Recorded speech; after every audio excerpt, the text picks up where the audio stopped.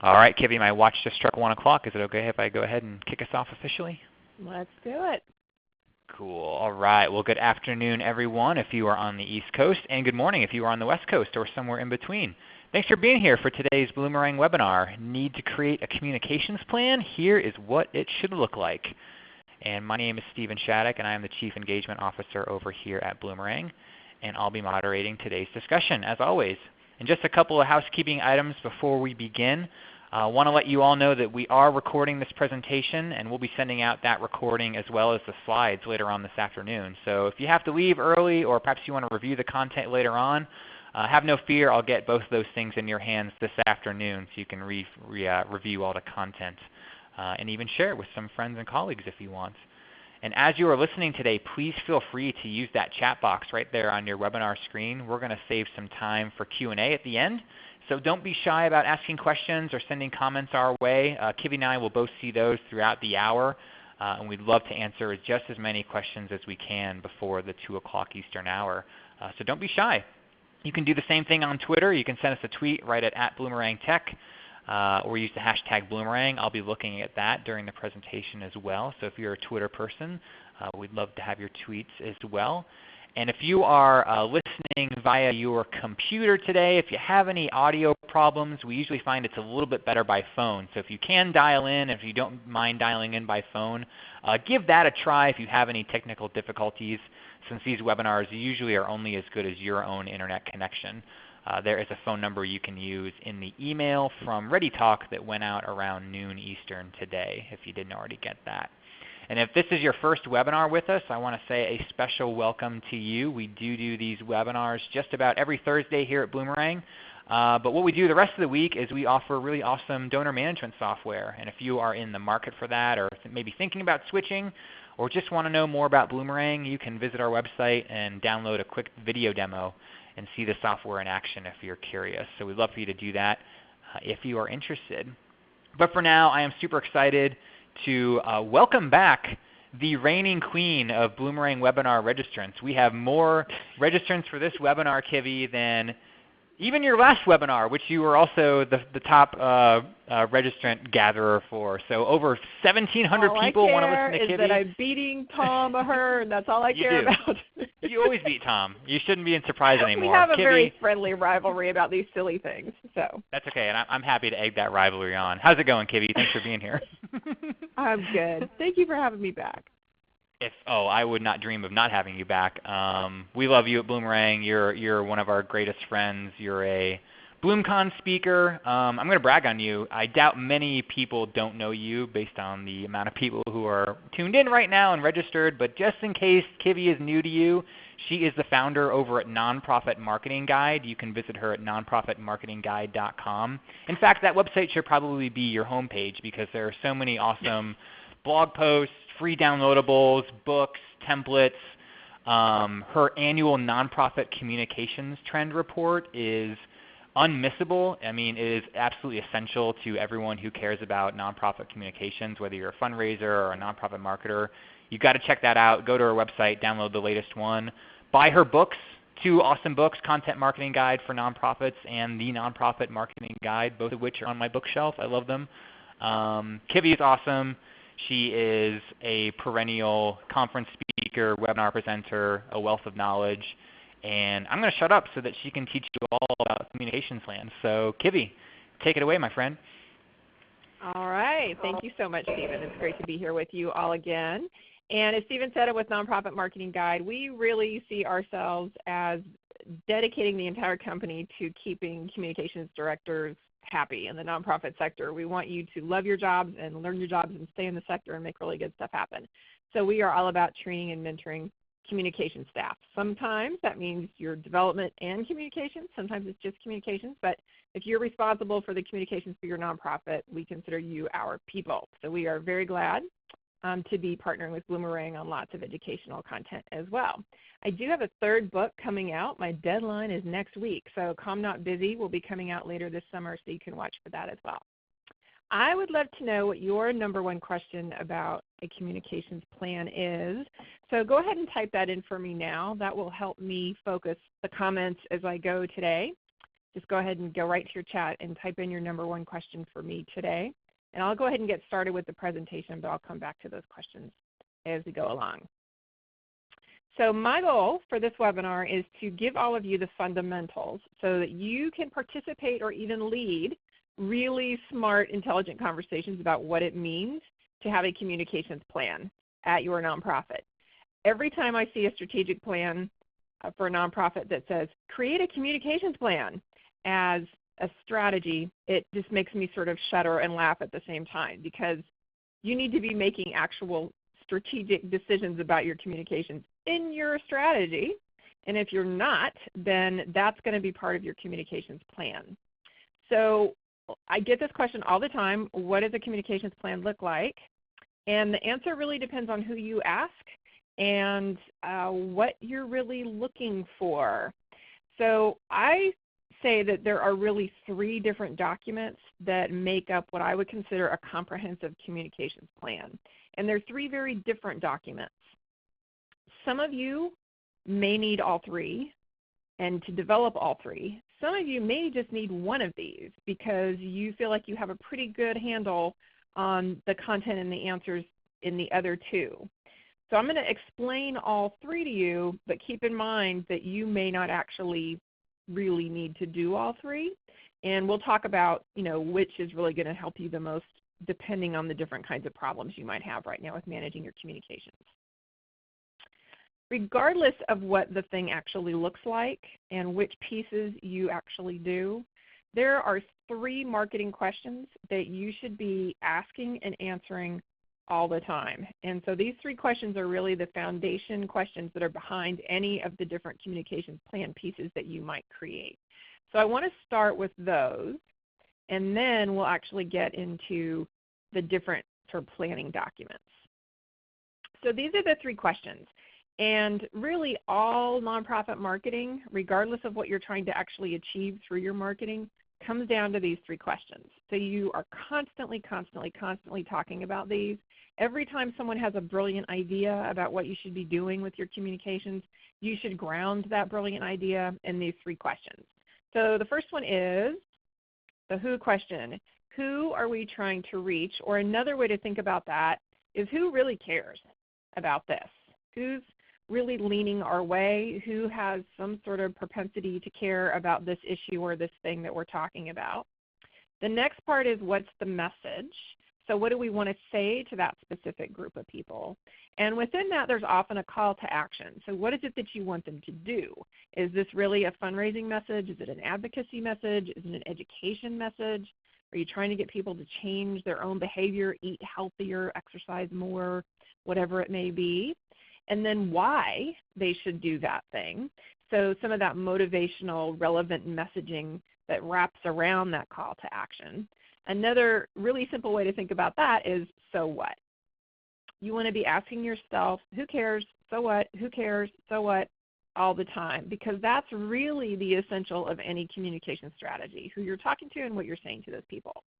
And then their third question is, what's the best way to deliver that message to those people? So this is really about your communications channels. Is this an online strategy? Is it an in-person strategy, a direct mail strategy? Is it an integrated strategy? Who is the messenger?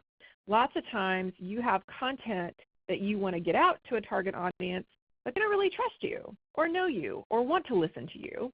And so you actually create a communication strategy to empower your messengers to then deliver that message on your behalf. So all of that would be in this third question. Nonprofits talk about this and want to talk about this third question all day long. When you are getting brilliant ideas from your board members or even your own head, other staff members about what you should be doing, 9 times out of 10, it is a question about a tactical way to deliver a message. And what you need to do then is to go back up here and talk about so what and who cares. Who's using that channel? Who's going to be driving by that billboard? Who's going to be listening to that radio station where you want to advertise? Who's actually going to look at their mail, whether it's email or print? And then what is the message that goes in that channel? Okay, so these are the core questions. I want to talk a little bit more about these because they are so important. So on that first question, the who, forget the general public. There is no such thing. as far as you're concerned. And there really is no such thing in marketing in general. Even multinational corporations, the Coca-Colas of the world, the Nikes of the world that have more money than they know what to do with, they don't even think about the general public. They break up the public into specific target audiences and create messaging and use delivery channels that are most appropriate to reach those kinds of people. So you've got to do the same kind of thing. You have to really figure out who your people are and target the majority of your messaging to them. Now, that doesn't mean that you exclude anyone kind of on the edge of that group or just random people who see it and find your messaging attractive. It's not like you shut the door on those people, but you do need to really target. And there are lots of different ways to do that. But first of all, you want to really think about, am I trying to reach a brand new audience, or do I just need more of the kinds of people I already have? And so I really encourage people to think of like who's already in the glass. And if you need to fill up the glass, can we just pour more of what you have in the glass? So it's finding people who are very similar to the kinds of people that are already doing the thing, whether it's they're donating or they're showing up at your events or they're advocating on behalf of your cause. Getting more of those kinds of people, really understanding the people that are leaning your way, I think is a lot easier to make progress than trying to reach an entirely new demographic. So, for example, we hear lots of times people say, oh, our donors are getting so old, we need to reach millennials. And that's an entirely different new communication strategy for them. And what would probably be easier is to stay with the older donors and maybe just try to edge back the age a little bit instead of jumping an entire generation. So that's what I mean about, find the people that are already leaning your way and already doing what you want them to do partially, and maybe it's just about sort of converting them a little bit further. And there are lots of ways to do this. Demographics is one option, so how old they are, that sort of thing. But really, I don't find that to be that helpful. I mean, certain organizations, your target audience, if you're meant to serve children or you're meant to serve seniors, then fine, you've got very clear demographics. But for a lot of you, age, gender, ethnicity, those things don't necessarily matter to your mission. What's going to be more important are people's behaviors or their interests. So figuring out, what really makes people tick and what they care about, that's going to be more helpful in really getting you to target your communications correctly and really figuring out who those people are. Once you figure out who your people are, who's really leaning your way, you've got to come up with messaging that's really relevant to them. A lot of the messaging that nonprofits put out is really boring. And the reason it's really boring is because you're trying to talk to everybody. You're trying to do the general public. So you don't want to offend.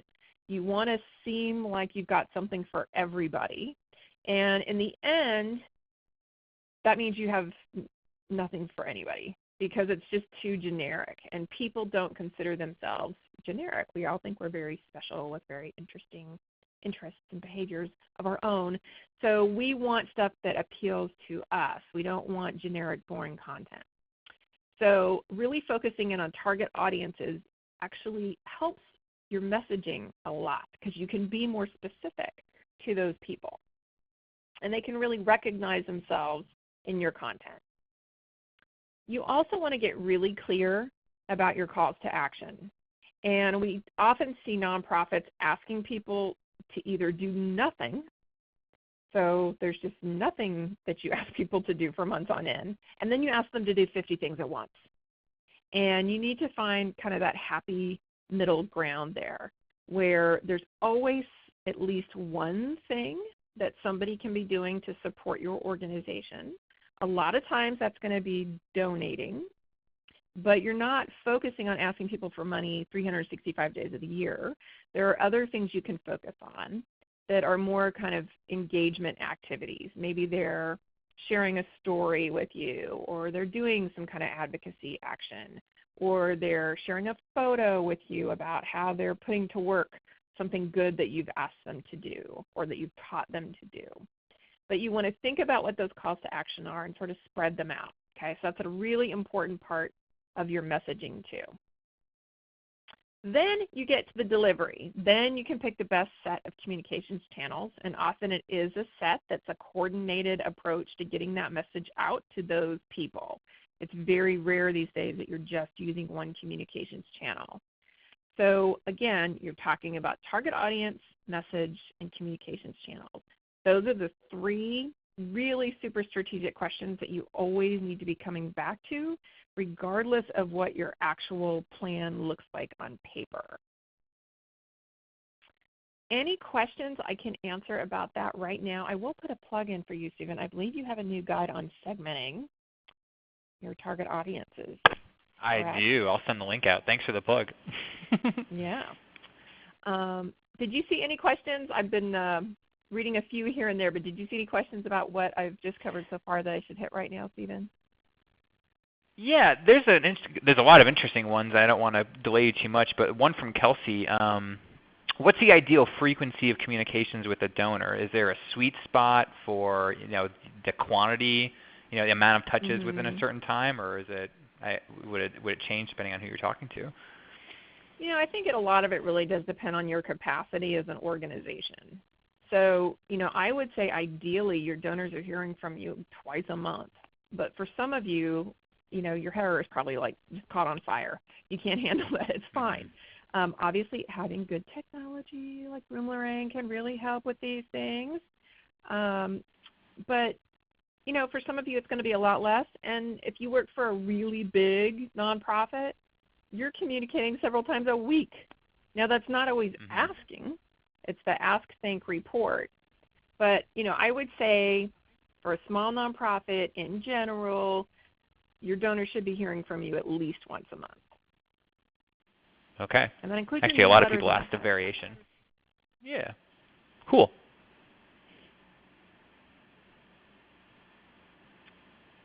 Okay, let's go ahead and go on. So we're going to talk about these things that you would write and make and have people look at and approve. And there are really three documents that I consider to be what you need to develop a complete plan. And so I'm going to talk about each of these three, and they're very different. And so this is where, you may not need to do all three of these. If you feel like you have the answers from some of these already, then you probably don't need to go through the paperwork exercise of actually creating it. But for some of you, if you really have no idea what your communication strategy is, then working through all three of these is probably going to be a good idea. I suspect a lot of you are the first communications director at your nonprofit, and if that is the case, you may have been hired so that everyone else didn't have to think about this stuff anymore, but that also means that you may not have a lot of strategic direction. And so using some of what I'm going to share with you about really what belongs in a plan to ask good questions and to lead good conversations within your organization may be all you need to do. You may not need to actually create a written document. Now, some of you need to do that. Your board wants to approve something, your executive team wants to approve something, maybe you feel like you need it to better manage your work, and that's great. I'm all for having things in writing. But at the same time, I don't want you to think like, oh, I have to do this thing, and if I don't get it in writing, then I can't do my job, because that's not really true either. As long as you're thinking through the questions that I'm going to present in these different pieces, you're going to make progress with your communication plan. I know a lot of you have asked for a template, and I do not give out templates. I used to, and then I would see what people did with them, and it was always appalling because people would just sort of cut and paste pieces of the template into their thing, and when you would ask them what it meant, they had no idea what it meant, or it just made no sense. So I've stopped doing that, so I'm not giving you templates. I'm giving you outlines. I'm giving you all the questions you need to answer and how to do it, but I'm not giving you stuff that you can copy and paste. Okay, in addition to what you're getting during this webinar, I do want to plug our trends reports because there's a ton of data in these two different reports. We do it every year and we ask different questions each year. The frequency questions, a lot of you are asking questions about how often should I do this, how often should I do that. We have a lot of data about just how often and how many different nonprofits are doing these different frequencies in the 2016 report. So you can go download that if you're really interested in communications frequency. If you're more interested in, I would say, sort of broader communications management questions, team size, how teams function, collaboration internally, how you measure effectiveness of your communications team, the 2017 report is going to be much more interesting to you. All right, so let's look at that first document. This is what I would call the real strategy document. Okay, so it's higher level. We're going to start at the much bigger questions, higher level questions, and then work our way down to the nitty gritty thing about how often you post on Facebook. But right now, we're at the really big question part. Okay, so here's your outline. This is as good as you're going to get from me in terms of a template. Like I said, I'm not giving you a complete plan. But you've got this strategy outline, and we'll go through these different steps here. I recommend that you do this for about, I would say, 18 to 24 months on the outside. If someone asks you to do a 3-year communications plan, it's a paperwork exercise. You're going to be pulling stuff out of the air. You're going to be making stuff up because none of us really knows what the communications media landscape is going to look like 3 years from now. 24 months is even kind of on the outside. You know, we don't know how Facebook is going to change. We don't know how TV and mainstream media is going to change. In 3 years, I mean, that's an eternity in our current media environment. So I recommend people do this somewhere between 12 and 24 months looking out. The first thing you're going to want to do is really understand which mission-oriented goals your marketing and communications are helping you achieve. This all has to be tied back directly to the mission. Even if you're doing marketing mostly for fundraising, fundraising is not a good enough goal at this point. You need to tie that all the way back to the mission. So what are we fundraising for? And why do we need money from these specific people to do this work? Got to link it all the way back, connect the breadcrumbs all the way back to your mission statement. And when we talk about communications, there are really sort of 12 different goals that are more communications-oriented goals that can then help you achieve your mission goals. So first you have to know what your organization is all about, what your mission is, and what your strategic plan goals are. And then you can talk about your communications goals to help you get there. So in the red, these little honeycomb things here, these are really what I would consider the community engagement goals. So it's raising awareness of issues, not of your organization, but of your issues. So you're trying to educate people about maybe there's a birth defect that you work on, and if there's changes to diet or those sorts of things that you can do. The whole Zika thing, raising awareness of Zika and what pregnant women can do to protect themselves and protect their pregnancies. That would be raising awareness of an issue. Then there's advocacy on issues, which is getting policymakers, elected officials, other influencers, and people who control things in your world to do something. So again, just staying with the Zika thing, maybe your organization would advocate both with lawmakers to appropriate money for mosquito, whatever, abatement. Maybe it's a CDC kind of thing to deal with the health effects. That would be advocacy communications. And then there's sort of this more general one about engaging community, which can be measured in lots of different ways, but it's really basically people expressing their interest and desire to be included in your work in some way. That's just one set of potential communications goals. Then let's look at these green ones. So this is where it's really more about the organization. So you have brand and reputation management. What you all call raising awareness of the organization, it falls in this really. So it's, you're one of those people who is like, oh, we're the best kept secret and my job is to make us not a secret anymore. That's what this is. That's brand and reputation management. Thought leadership is when you're really seen as an expert on something and you're really positioning usually your executive team or some of your program staff as leaders in your field.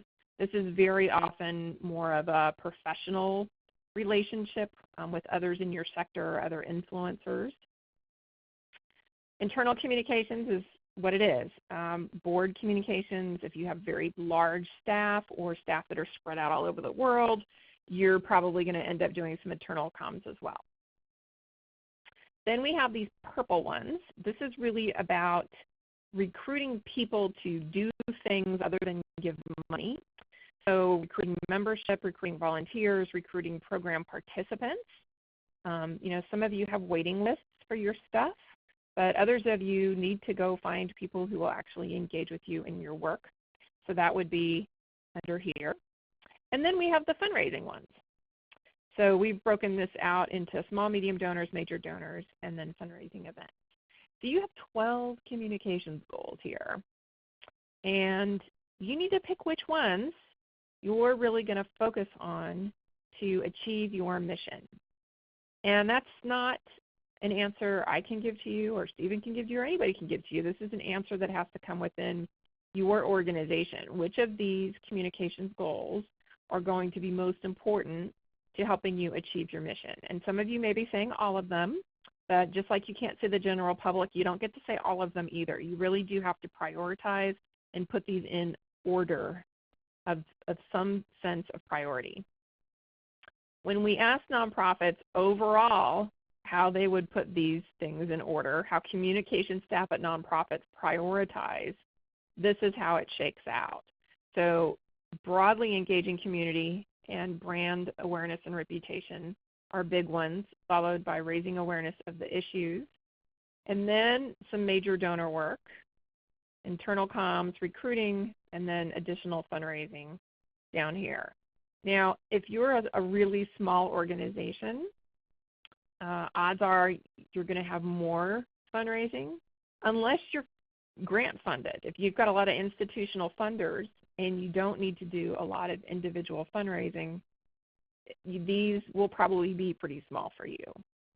But you need to figure out the relative size of these goals for yourself.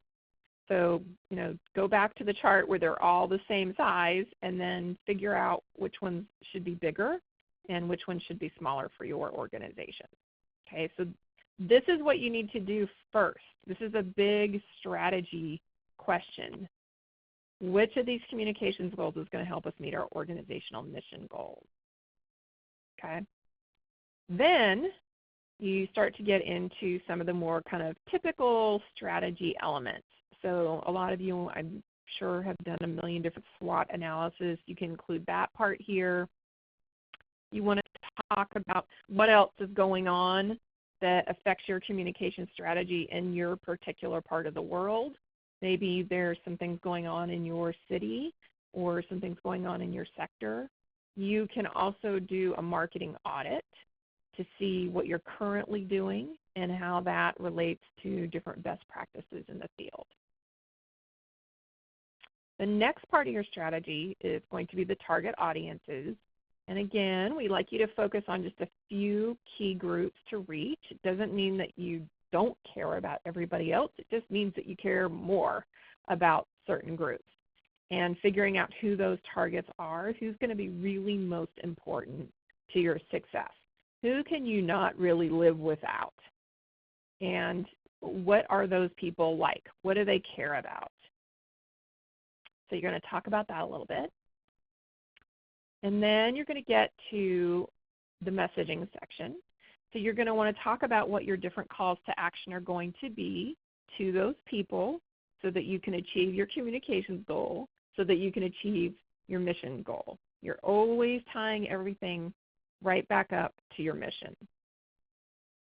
You want to do some framing of the message. So, what's really going to be most relevant to people? What are they going to have maybe trouble with? that you need to acknowledge in your messaging and work that out. Then you're going to get to your approach to the communications. So this is more about the specific communication strategies. Is this a strategy that's really all online? Is it a multi-channel strategy? Are you doing more of a sort of thought leadership approach? Are you trying to position yourself as being a friendly, helpful resource in your community? Are you trying to position yourself as being the one-stop shop for people, the expert on your issue, someone who is a convener of other organizations in your sector? Like, what do you want to be known for? And what approach to your communications do you want to be known for? This is the part where you would start to articulate some of that. Then you would get into the tactics, and this is where you get really specific about communications channels. Is there a direct mail piece of this? Is there a public speaking piece of this? That sort of stuff. What is the combination of communications channels? Then you get into the resources. So this is where you lay out the budget and the staffing that's going to be required to implement this plan. And I strongly recommend that you take a menu approach to this. My little chalkboard font didn't convey over very easily. But I recommend that you do the if-then approach to your budget. So if I have half an FTE and $5,000, this is what I can do. If I have 2 FTE and $25,000, this is what we can do with our communications, and so on. So, pick where you are now, even if you don't actually have a budget. And we have all kinds of information about appropriate budget and staffing size for different kinds of organizations in the 2017 Trends Report. So you don't have to be completely making stuff up. You can base it on some good national data. This is what I can do with what I have now. This is what I can do with a small increase. This is what I could do if you all really invest in this organization's communication strategy. I recommend that you give them those 3 options.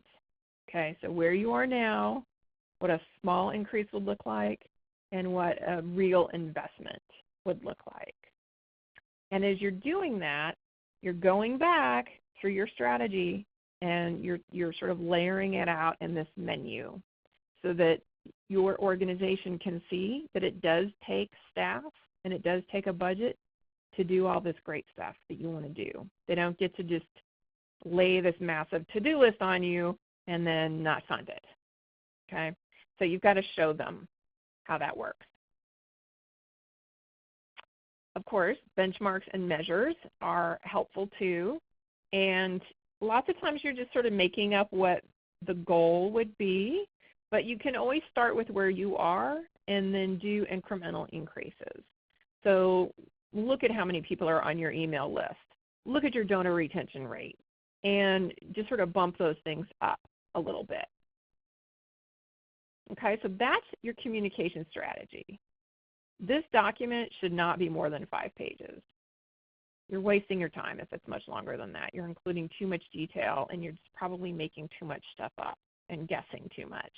Because again, the media environment we're in changes so fast that it's really hard to predict and plan very far out. All right, so that's what I would consider a strategy document. The second document I would highly recommend that everybody does, whether you have the strategy document in writing or not, is what I call the big picture communications timeline. This is an exercise I do with almost all of my private clients, and it really helps get everybody on the same page within the organization. So what it does is it sort of maps out the life of your organization and therefore lets you create a communication strategy that makes sense for the life of your organization. So you are getting your communications, fundraising, program staff, the people who make decisions about those things in a room together. and you're talking about the next 12 months or a 12-month period of your choosing, and you're mapping out a couple of different elements physically on a big whiteboard or some big sheets of paper. So if you have access to one of those really cool conference rooms where the entire wall is a whiteboard, that's great. I've done this on living room floors with big pieces of butcher paper or flip chart paper that we've just torn off and taped together, so we have a big old piece of paper on the floor, and we've done it there. So it doesn't matter, but I do think you want to try to do this together in the same physical space before you try to do something like this online. And this is basically what you're going to create. So I'm going to go through these from the bottom up. We're going to start here and then move our way up, explaining what these different things are. But so this is your big whiteboard or your big butcher paper thing, and you're going to draw your timeline across down the middle. Okay? So then we're going to start down here with events or milestones out of your control. What you want to do is think about the stuff that happens every year, the stuff that's on your seasonal to-do list, but it's really the things that are the milestones, the pegs, that are really set by people outside your organization. So when school starts, when Congress goes back in session, kitten season, it's all of those sorts of things that you're really reacting to. You want to go ahead and map those out in the proper place. So these little gray dots are just placeholders. But let's say, something big happens in May in the field that you work in. Again, it's outside your control, but you would write this under May. So you would write it in here. You would fill in this block. So all those different things out of your control but that are important milestones in the life of your organization go here somewhere. Okay. So now we're going to move up and we're going to talk about events within your control. Same thing. You would just map them out where they belong on the schedule. So this is things like maybe you always do your golf tournament, your gala, whatever it is, your different fundraising events. You always do them in certain times of the year, but you could technically move them if you needed to. So that's why they're not on the lower level. These are the things within your control. So you're looking not just at fundraising and communications, but this is where your program staff are going to have a lot to say, or should, about the sort of life and times, the natural rhythm of their work. When do things happen programmatically that are going to need the support of communications? So you map that out. Then you move up above the January through December, and you look at the primary calls to action. When are you asking people to take a step forward on a particular thing? Now, some of you may be saying, well, we want to fundraise 365 days of the year. Fabulous. The reality is that you're not doing that actively. You're not actively asking people. You're probably really asking people a few times a year. There may be other times. Some of you may have a lot of events where there's a little ask involved. That's fine. But you want to map all of that out. When are you open? If you do a couple of big events a year, whether they're program events or fundraising events, when do you open up registration? You want to map all of that out so that you can really see how things overlap. Okay, so if you go back to what this looks like, you've got your stuff filled in, the stuff is going on here, you've filled in your stuff here, and you're starting to map out now when you're really asking people to do different things. Fundraising programs, other communications engagement activities, map it all out. You'll start to see that you're building the real life of your organization in each month.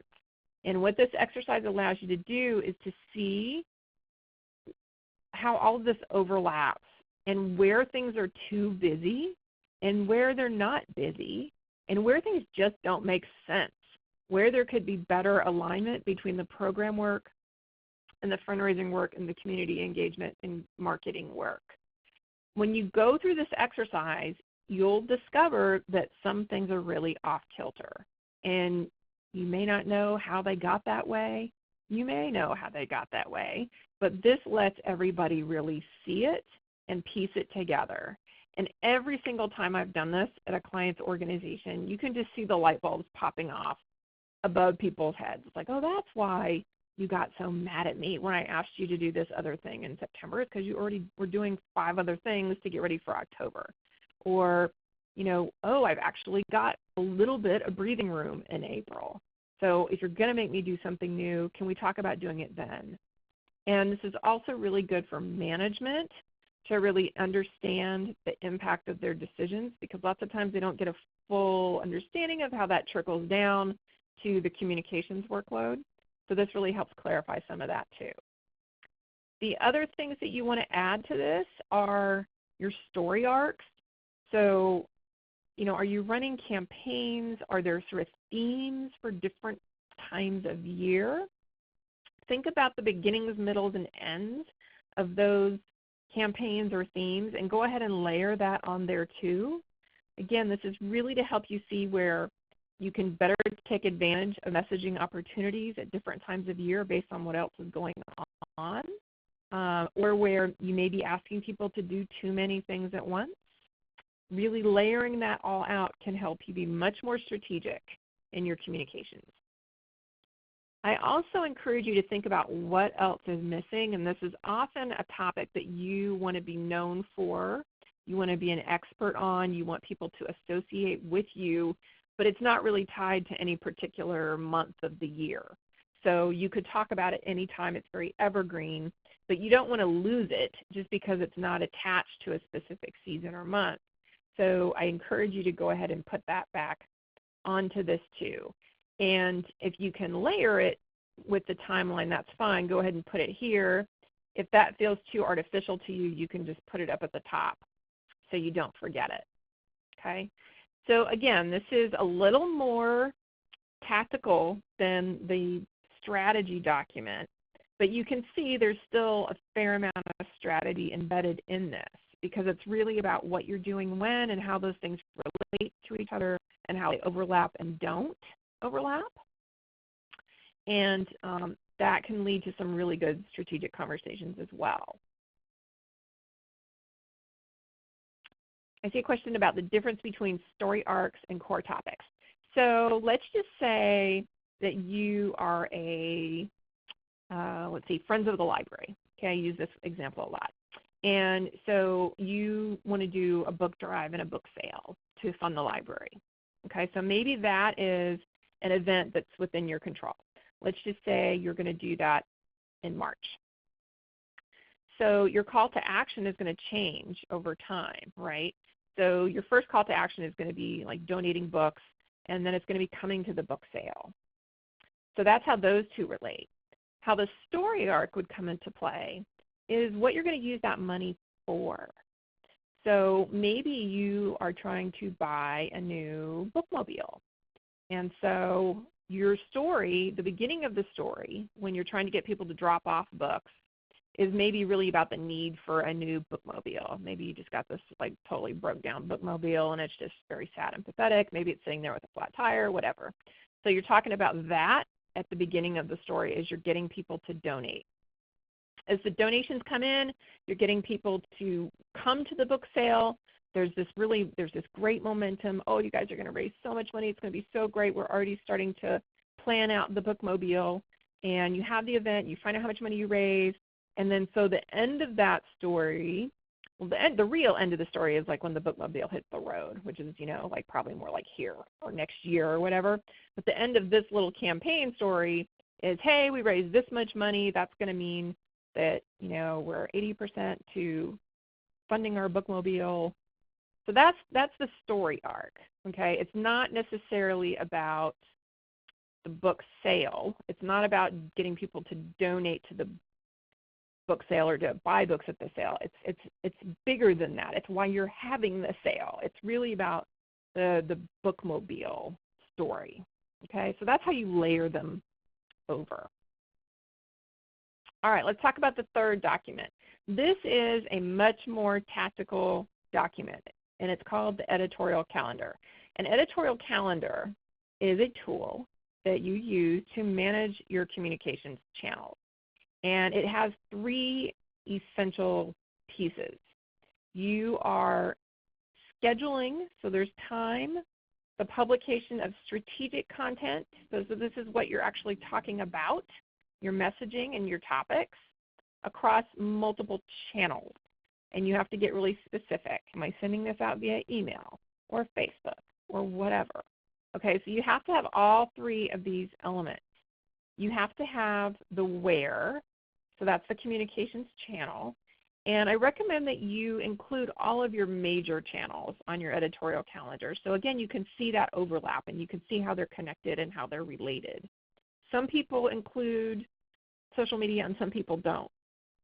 If you're not doing social media that often, you can go ahead and throw it on there. If you're an organization that tweets 10 times a day, you don't probably need to calendar every single tweet.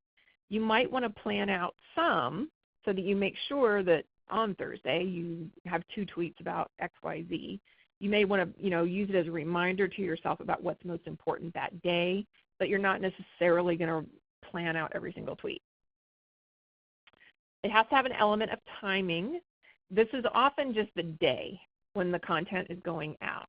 Occasionally it's morning versus afternoon. Sometimes if you're doing something that's with the press and you've got content that's embargoed, or there's a big speech or something like that that's going to be televised, or you're responding to a big speech by somebody, then you're going to have that sort of down to the hour. But for the most part, this is just the day that the content is going out. And then you have the messaging itself. So what is the call to action? What is this article about? What are we asking people to do? You have to have all three of those elements for it to be an editorial calendar. There's lots of other layers that you can include, and so optional elements would be things like who's responsible for this thing, internal deadlines, so when our drafts due, you might have some information in what we would call a creative brief or creative direction. So that is often who is this thing for, what it should look like, how long it should be. You can have what stage the content is in. So if you, for example, blog every day, then you've got blog posts in various stages, from idea, tiny little idea or concept, to first draft, second draft, third draft. It's being reviewed, it's approved, it's published. You can keep track of that kind of stuff. Communications with other staff about the content. And then you can also bring back in your metrics to your editorial calendar if you want, so you have it all in one place. How well did a post do? Which software you use is a personal decision. Some people have calendar brain, some people have spreadsheet brain, some people have to-do list brain.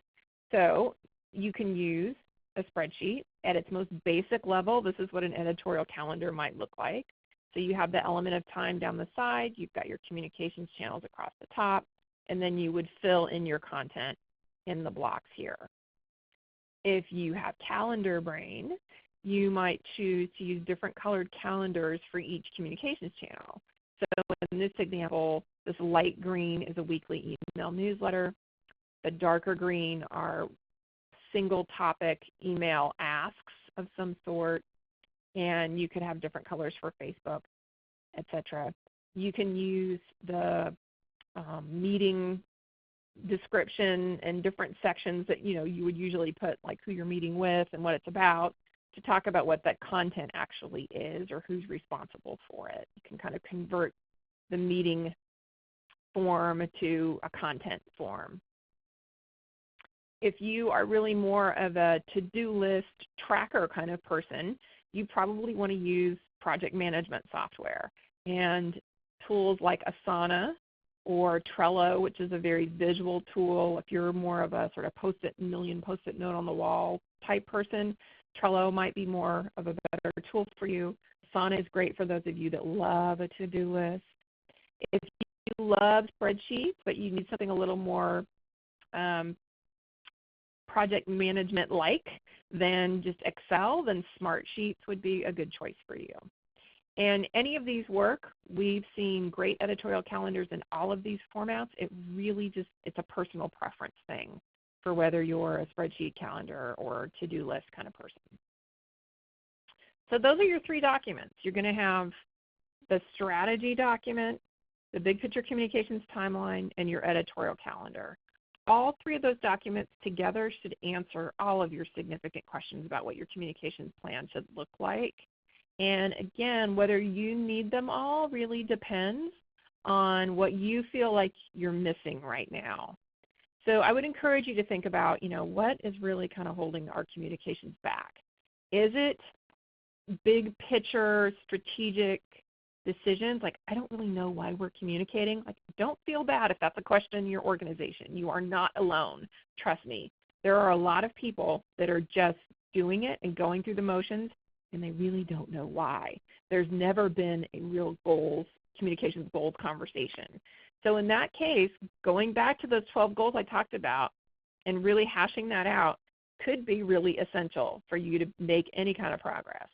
For others of you, you kind of know what you're supposed to be doing. The strategy is in place, but tactically you're just kind of all over the map and disorganized. And in that case, you probably just need an editorial calendar to help you kind of get your act together. The big picture communications timeline exercise, again, is really helpful to get everybody on the same page.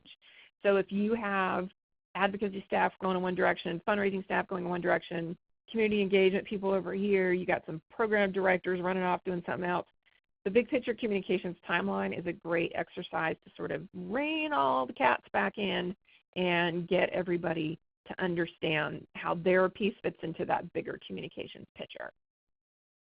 At all times, regardless of what your document ends up looking like or what kind of combination you use, remember the 3 questions. These are the questions that will save you every single time. Who are we trying to reach? Who cares? What's the message? So what? And what's the best way to deliver that? Which communications channels are we using? Those are your 3 documents. That's what your plan should look like. You need to take this and figure out what's going to be most useful and helpful to your organization and what you can actually get done given the culture within your organization and make it happen. And with that, I think I've got a few questions or time for some questions. Stephen, would you mind moderating those for me? Because I know a ton of them. I would not mind. I know. I doubt we'll get to all of them. This was awesome, Kivi. Great job. This is really interesting, and I love all the freebies you shared as well. If we don't get everybody's questions, are you willing to take questions by email or Twitter or both? Email would not be good because I'm going on vacation soon and you will never hear from me again. So, but I'm happy if you want to do them on Twitter or Facebook. I can do that while I'm at the airport. So that's easy. Very cool. Well, cool. Let's just run through some of these that I picked out here. Here's one from Jay. Jay looks like he works at a small public library. Wondering how common is it for communications plan to develop strategies for people who aren't leaning towards your mission or using your services? Is that something that should be on your radar, or should you just concentrate solely on the people that are your stakeholders right now? So, that takes a lot more work. And so it's a strategic question about where the bulk of your time, effort, energy, resources should be spent.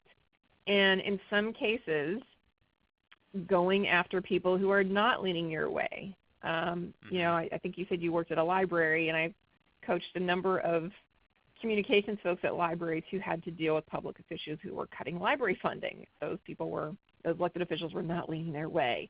And so it was really an advocacy and community engagement strategy to generate support for the library to turn those people into supporters, or at least people who weren't actively opposing funding for the library.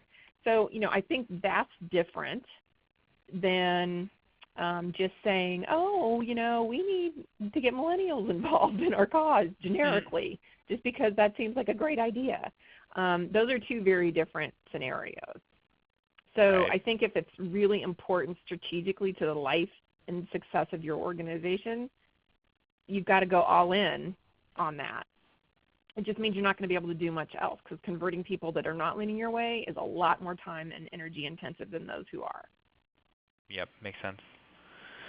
Here's one from Jennifer that I know a couple other people asked a variation of this question.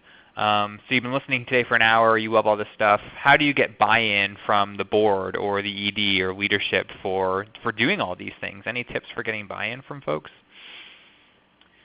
So there's a couple things. I think it's, people see what other organizations are doing. So this is where you can really use kind of the grass is greener over there to your advantage by showing them organizations that they may already know because they're local like you are or they're in your field, and say, this is what these people are doing. This is how it's staffed. And I have found that people are very open to talking about their resources, right? Everybody in the nonprofit sector wants to complain about how little money and staff they have. So call up people and just say, who's on your team? How big is your team? How much money are you investing? And show them what other people are doing. And then give them the menu. Say, if you want to do this, we need this much. If you want to do that, we need this much. Makes sense.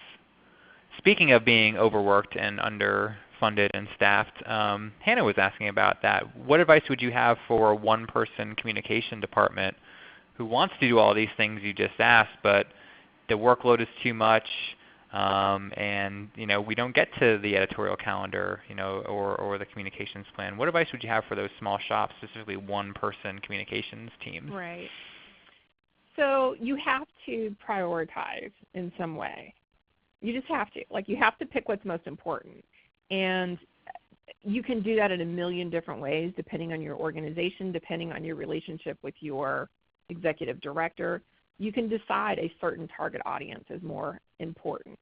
Or you can decide a certain program that your organization runs needs more communications attention than all the other programs. Or you can decide that a certain communications channel is the one that you want to be excellent at, and you're just going to kind of be mediocre at the rest.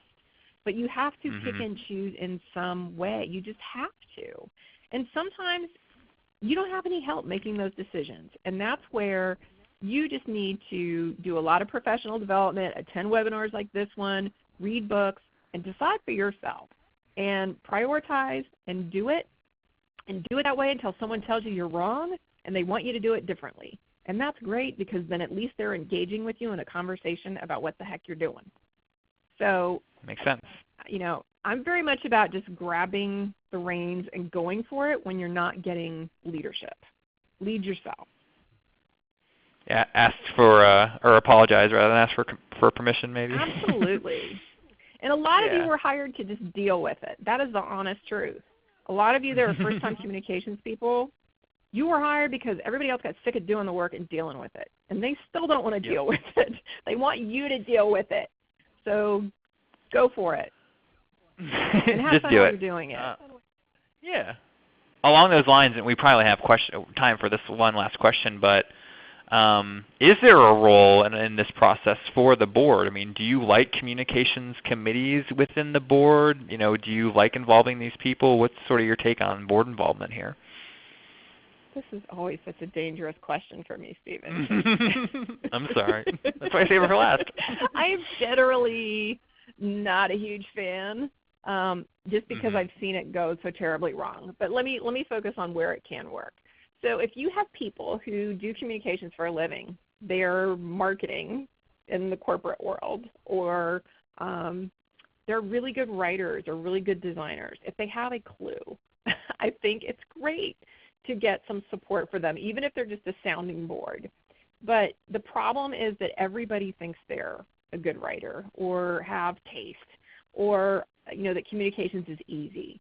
And so if you have a bunch of people on a board who just want to tell you what you should be doing and don't want to help with it and don't want to answer the strategic questions, then it's really it's worse than not having help at all. It actually hurts you, I think. So I think you really have to look at who you've got on your board before you push that. If you've got great people that can help and be a sounding board and bring in additional resources and find you interns and all that kind of stuff, fabulous. Right. Well, this is awesome, Kivi. I'm really sad that we're out of time because I think we could talk about this all day. But thanks for sharing all this knowledge. It was really great. I think everyone else enjoyed it as well. You're welcome. Send her a tweet. Don't send her an email unless you don't want a response until September because she is going on vacation. It could be a while if it's going to be on email. I'll be honest.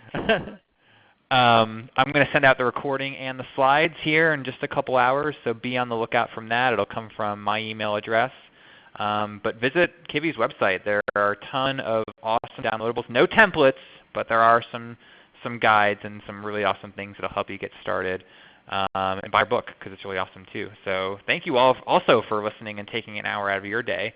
There's lots of great resources on our website as well. Not as good as Kivi's website, so go to hers anyway. But you should attend our next webinar. We're going to be back 1 week from today with Claire Axelrod, and she's going to talk about nonprofit thank you mistakes to avoid. So if you're struggling with gift acknowledgement, or maybe not sure if you are struggling with gift acknowledgement and you want some validation, or maybe you want some pointers there, join us 1 week from today.